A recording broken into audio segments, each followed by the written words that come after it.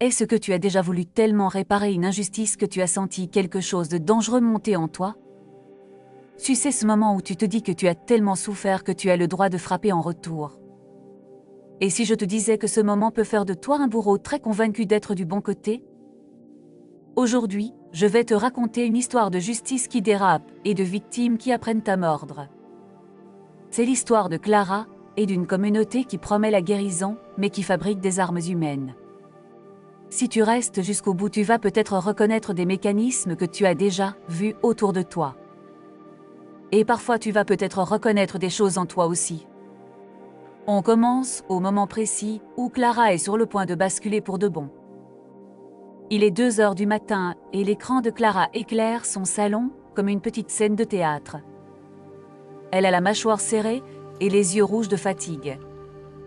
Devant elle, il y a un long message qu'elle vient d'écrire contre une femme qu'elle ne connaît pas. Ce message est prêt à partir sur un réseau social où tout va très vite et ne s'efface jamais vraiment.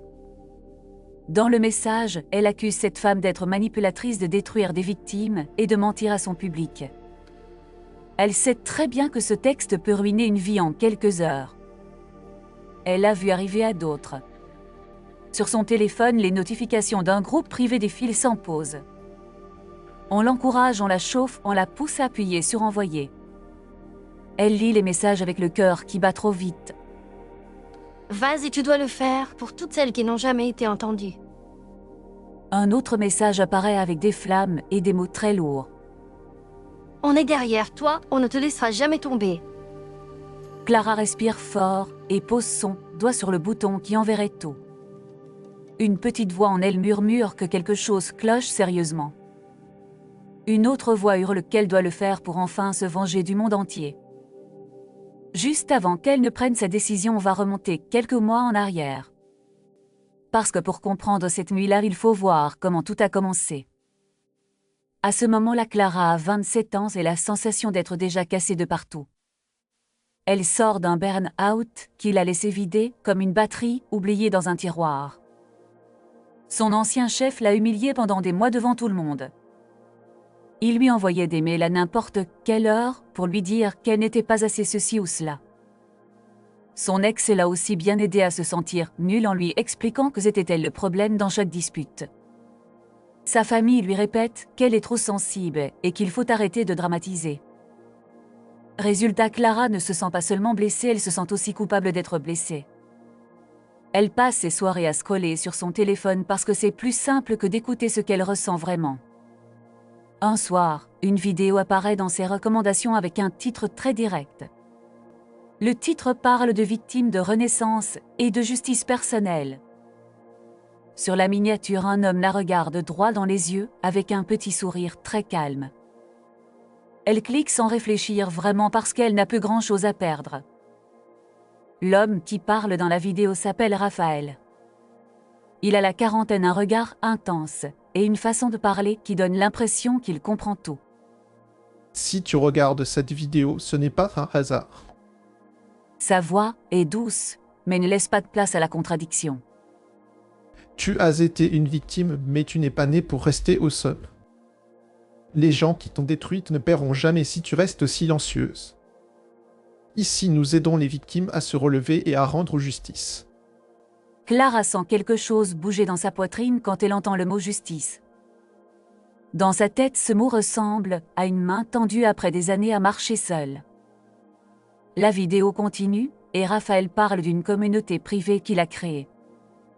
Nous l'appelons le Phénix parce que nous renaissons des cendres. Il promet un espace sûr des gens qui comprennent vraiment et un chemin pour ne plus jamais subir. Clara se surprend à hocher la tête seule dans sa chambre. Elle se dit qu'au pire ce sera juste un groupe de paroles de plus. Et au mieux ce sera enfin l'endroit où on va la croire. Elle clique sur le lien pour rejoindre le serveur privé du Phénix. On lui demande de se présenter en quelques lignes. Elle hésite et écrit, puis efface, puis réécrit encore. Finalement, elle envoie un message assez simple où elle dit juste qu'elle sort d'une relation toxique et d'un burn-out. Les réponses arrivent très vite et en grande quantité. Bienvenue ma sœur de douleur, ici on te croit. Tu es en sécurité avec nous maintenant. Clara lit ces mots avec les larmes aux yeux parce qu'elle ne les a presque jamais entendus dans sa vie. Les premiers jours ressemblent à un cocon un peu étrange, mais très doux. Les membres racontent leur histoire, se soutiennent, se félicitent pour les petites victoires du quotidien. Il y a des réunions en ligne où chacun parle et où Raphaël écoute en silence avec un air très sérieux. Quand il prend la parole, tout le monde se tait. Ici, personne n'est fou, tu as été maltraité, tu as été trahi, tu as été abandonné. Mais tu n'es pas faible, tu as survécu et maintenant tu vas reprendre ton pouvoir. Clara sent son ventre se détendre à chaque fois qu'il dit reprendre ton pouvoir. Elle commence à croire que c'est peut-être possible. Au début, les règles sont très simples et paraissent logiques. Il faut rester respectueux, ne pas minimiser la douleur des autres et ne pas défendre les agresseurs. Clara est totalement d'accord avec ça. Puis peu à peu d'autres règles apparaissent sans être vraiment présentées comme des règles. Raphaël encourage les membres à raconter leur histoire en détail devant tout le groupe. Quand tu dis les choses à haute voix, tu arrêtes de les porter seuls. Il demande aussi que les agresseurs soient nommés clairement. Tant ils gardent l'anonymat, ils gardent le pouvoir. La première fois que quelqu'un donne le nom et le prénom de son ex ou de son ancien chef, le chat explose. Bravo, tu es courageuse, tu viens de briser la loi du silence. Clara regarde ça et sent un mélange étrange de peur et d'admiration. Une petite partie d'elle se demande si ce n'est pas dangereux. Une autre partie se dit qu'elle aimerait bien goûter à ce genre de courage. Les cycles commencent là. Un membre hésite à parler et dit qu'il a peur de tout raconter. Tout le groupe le soutient, le rassure et lui promet qu'il ne sera plus jamais seul. La tension monte puis redescend en douceur avec des messages de tendresse. Quelques jours plus tard, la même personne expose publiquement son bourreau avec tous les détails possibles. Le groupe réagit avec des messages de feu et de force et tout le monde semble soulagé. Clara regarde ces scènes et ressent presque physiquement le passage de la peur à la puissance. Elle s'habitue à cette montée d'adrénaline suivie d'une vague de chaleur et d'approbation. C'est comme une drogue émotionnelle, mais personne ne l'appelle comme ça. Un soir, Raphaël aborde un nouveau sujet pendant une réunion. Nous ne sommes pas seulement là pour écouter, nous sommes aussi là pour protéger. Le monde est plein de personnes toxiques qui continuent à nuire en toute impunité. Nous ne pouvons pas les laisser détruire d'autres victimes comme ils t'ont détruite. Les mots protéger et impunité se plantent dans la tête de Clara. Raphaël explique alors une nouvelle idée. Nous allons former un petit groupe de membres solides qui aideront à défendre la communauté. Ils agiront sur les réseaux pour dénoncer les personnes dangereuses et pour alerter le public. Il appelle ce petit groupe la Brigade du Phénix. Clara sent son cœur battre plus vite quand il en parle. Elle n'a jamais fait partie d'une élite de quoi que ce soit. Quelques jours plus tard, elle reçoit un message privé de Raphaël. Tu as une grande sensibilité et beaucoup de courage. J'aimerais que tu rejoignes la brigade. Elle relit le message plusieurs fois pour être sûre de ne pas rêver. Cette fois, ce n'est plus seulement une victime parmi d'autres. C'est quelqu'un qu'on choisit pour protéger les autres. Merci, je ferai de mon mieux pour aider la communauté. En écrivant ça, elle se sent presque fière de sa douleur passée. Sa souffrance devient une sorte de badge qui prouve qu'elle est qualifiée pour défendre les autres. La première mission de la brigade semble presque évidente. Un membre raconte qu'un influenceur se moque régulièrement des victimes dans ses vidéos. Raphaël affirme que ces contenus banalisent la violence psychologique. La brigade reçoit des extraits vidéo, des captures d'écran et un résumé très orienté des paroles de cet homme. La consigne est simple et claire. Nous allons signaler ses comptes, expliquer aux marques avec qui il travaille qu'il fait du mal et lui montrer qu'il ne peut plus agir sans conséquence. Clara hésite un peu devant la violence des messages qu'on propose d'envoyer. Elle se dit que c'est peut-être exagéré. Mais tous les autres semblent sûrs d'eux et répètent que c'est nécessaire pour protéger les victimes. Elle finit par participer au signalement, aux commentaires durs et aux appels au boycott. Quand la chaîne de cet homme est temporairement suspendue, le groupe fête la nouvelle comme une victoire. On l'a fait, bravo à nous. Clara ressent une grande bouffée de satisfaction presque physique. Pour la première fois, elle a l'impression d'avoir vaincu un agresseur même si elle ne le connaît pas vraiment. Les semaines passent et la brigade prend de plus en plus de place dans sa vie. Chaque fois qu'une nouvelle cible est désignée, c'est le même rituel émotionnel. Au début, il y a le doute et la tension. On rassemble des témoignages, des captures d'écran, des interprétations. Puis, la colère du groupe monte en même temps que l'indignation. Enfin, la vague d'action arrive avec les commentaires, les signalements et les mails aux partenaires. Et souvent, il y a une retombée douce, où tout le monde se félicite et se remercie.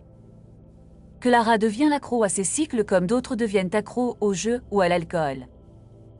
Elle se dit qu'elle ne fait que se battre pour les gens comme elle. Mais elle ne se rend pas compte que quelque chose glisse doucement en elle. Elle pense encore qu'elle est du côté des victimes. Un jour, une nouvelle cible arrive dans le canal privé de la brigade. Cette fois, ce n'est pas un homme qui se moque ouvertement des victimes. C'est une femme qui parle justement de trauma et de guérison sur ses propres réseaux. Elle s'appelle Elodie et elle fait des vidéos où elle raconte son parcours et donne des conseils.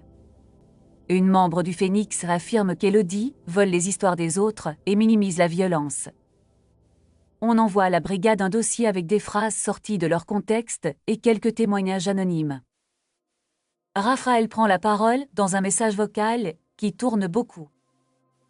Ce genre de personne est très dangereux. Elle utilise le langage des victimes pour attirer des gens fragiles puis elle les fait culpabiliser.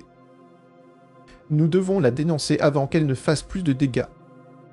Clara écoute la voix de Raphaël et sent la colère monter en elle par réflexe. Mais cette fois, quelque chose résiste. Elle décide de regarder elle-même les vidéos d'Elodie. Elle tombe sur une femme qui parle de sa thérapie, de ses erreurs et de ses limites. Par moments, Elodie semble un peu maladroite et manque de nuances. Mais Clara ne voit pas tout de suite la figure de monstre que le groupe décrit.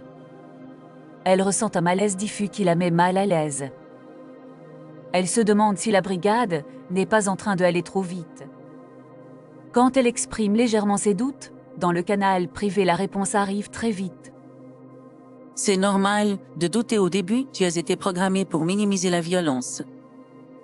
Fais-nous confiance, nous voyons plus clair, parce que nous avons pris du recul. Clara lit ces mots et se sent presque honteuse d'avoir posé des questions. Elle a peur que le groupe la voie comme une traîtresse ou comme une ignorante. Alors, elle se tait et laisse le courant l'emporter. La campagne contre Elodie commence comme toutes les autres, mais un peu plus fort. On découpe ces vidéos pour montrer uniquement les phrases les plus maladroites. On partage des témoignages anonymes qui utilisent des mots très lourds. On écrit à ses partenaires pour expliquer qu'elle détruit des victimes.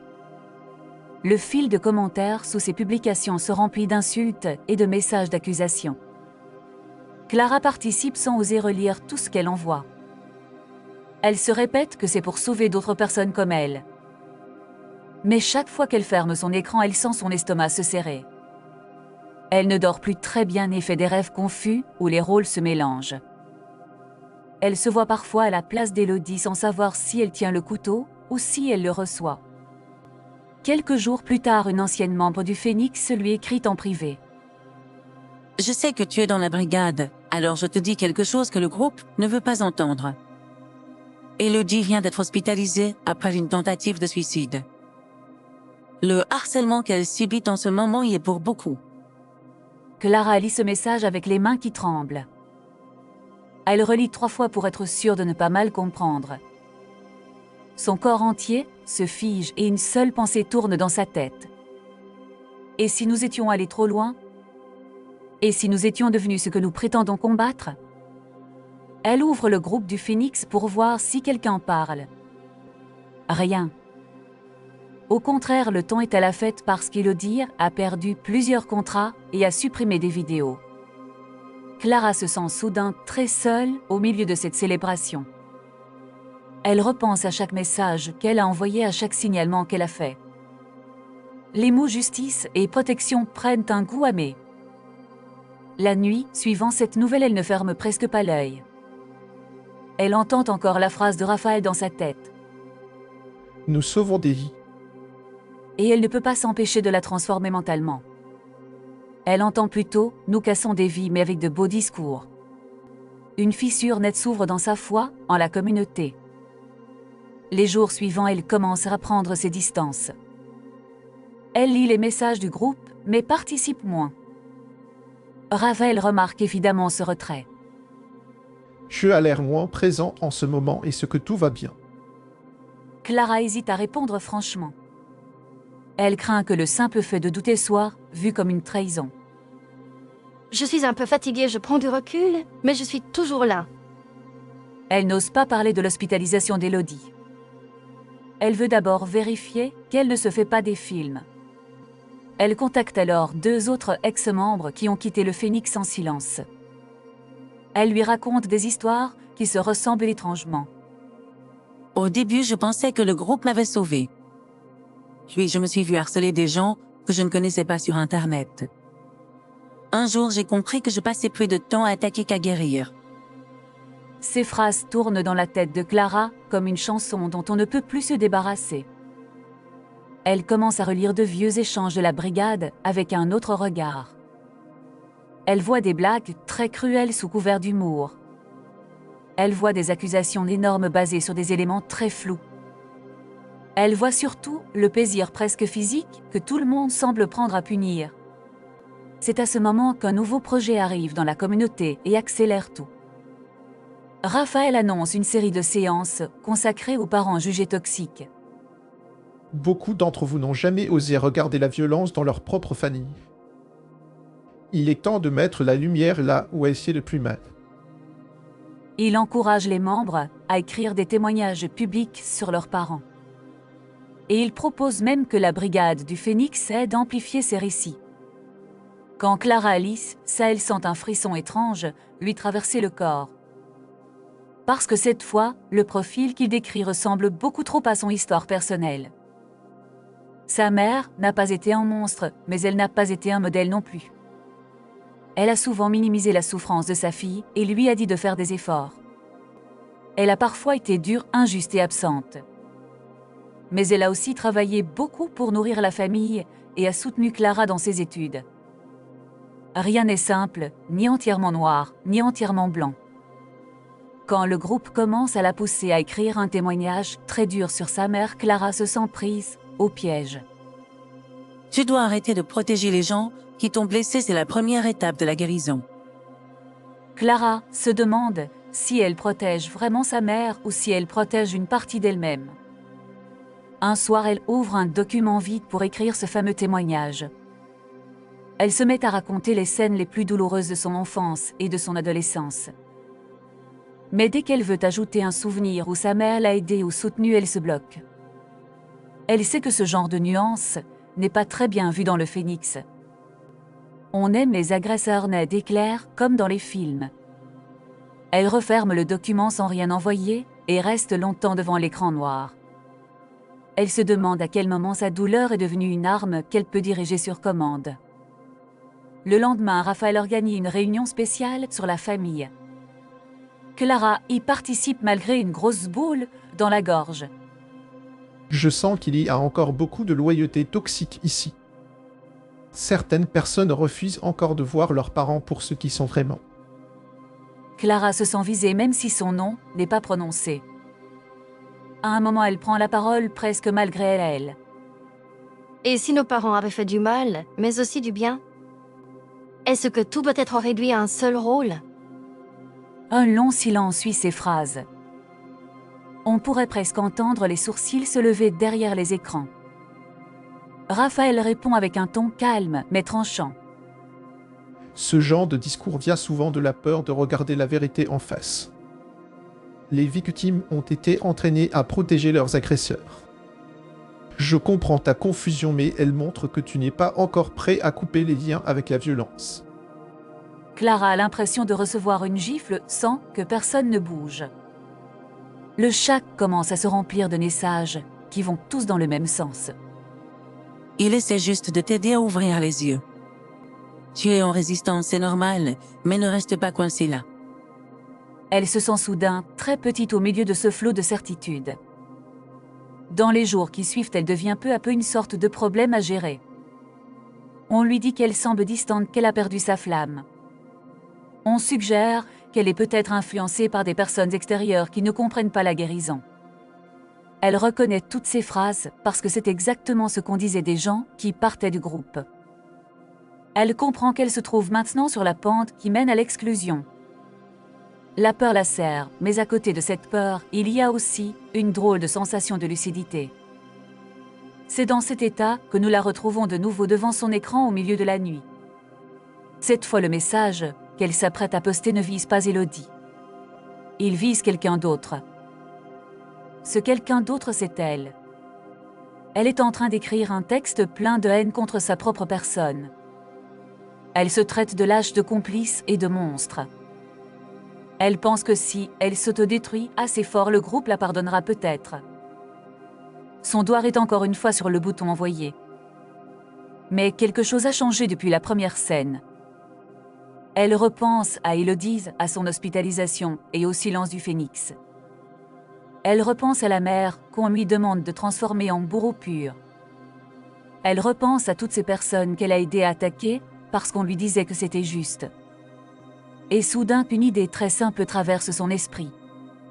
Peut-être qu'elle n'est pas obligée de choisir entre être une victime silencieuse ou une arme obéissante. Peut-être qu'il existe une troisième place moins brillante, mais plus honnête.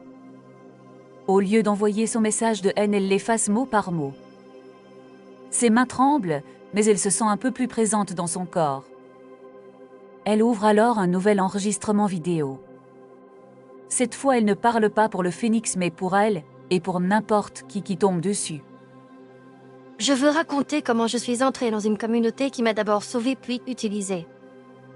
Je veux raconter comment j'ai cru me battre pour les victimes alors que je participais à des chasses collectives.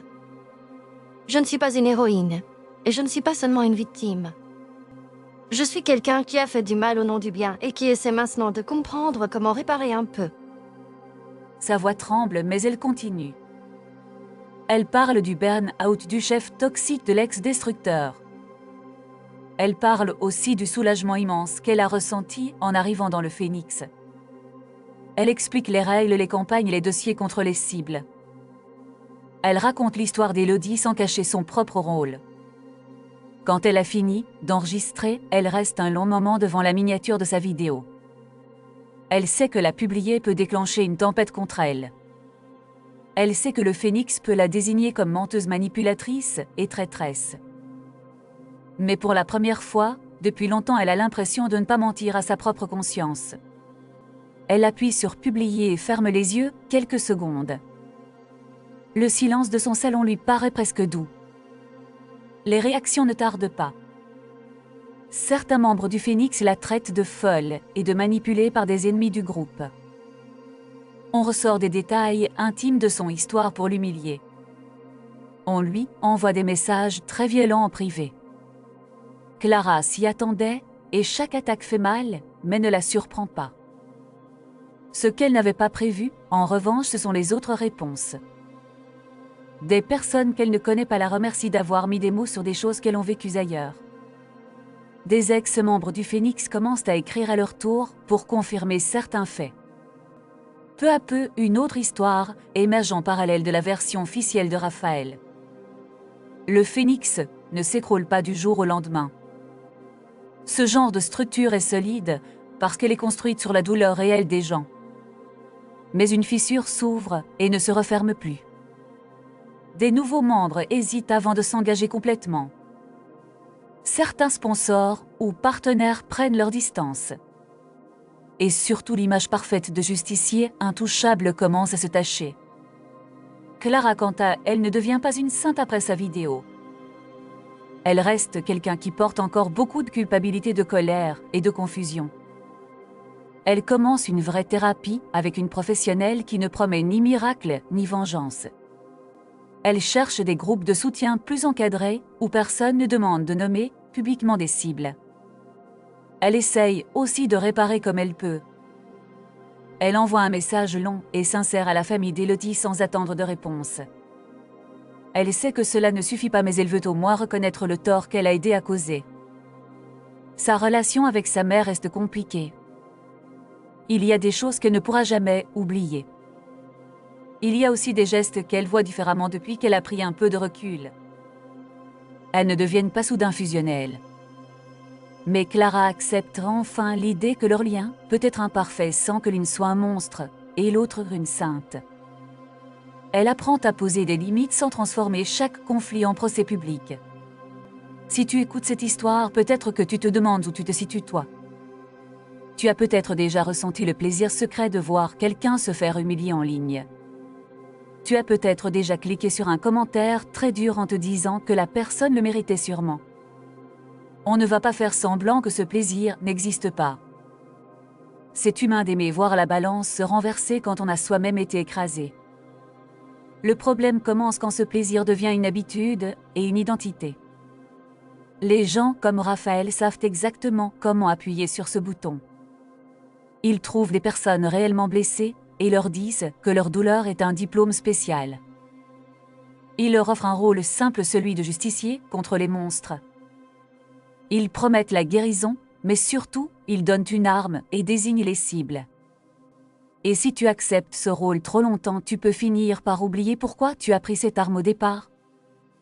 La vraie question n'est pas suis-je une victime ou un bourreau. La vraie question est qu'est-ce que je fais de ma douleur? Est-ce que je l'utilise pour comprendre mieux les autres ou pour les écraser avec plus de précision? Est-ce que je m'en sers pour demander de l'aide ou pour rejoindre une meute qui a besoin de sang frais chaque semaine? Peut-être que la version la plus courageuse de toi-même n'est ni celle qui se tait pour toujours ni celle qui hurle justice toute la journée. Peut-être que c'est celle qui accepte de voir qu'il y a en elle une part qui aimerait frapper très fort et qui choisit malgré tout de ne pas appuyer sur envoyer quand elle sait que quelque chose cloche. Clara ne deviendra probablement jamais un symbole parfait de rédemption. Elle sera juste une personne qui a vu sa propre part obscure et qui a décidé d'arrêter de la nourrir.